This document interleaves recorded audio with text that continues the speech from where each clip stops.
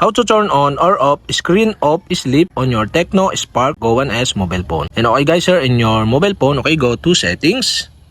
In settings, scroll down and go to battery lab. Okay, you can tap this. Here in battery lab, you can see here the battery saving settings. Okay, you can tap this. Here in battery saving settings and screen off optimization section, you can see here the screen off sleep.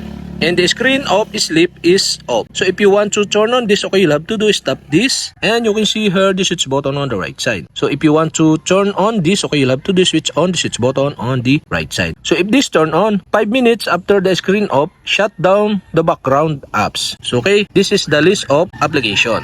So you can turn off or on the application by switching on the switch button on the right side. And okay guys, that's it. We have successfully turned on. And if you want to turn off again, okay, you'll have to do switch off the switch button on the right side. And that's it. Okay, we have successfully turned on or off screen off sleep on Tecno Spark Go 1S mobile phone. And okay guys, if you have a question, kindly comment below. And don't forget to hit the subscribe button and the bell to notify you if I have new video. Okay, thanks for watching.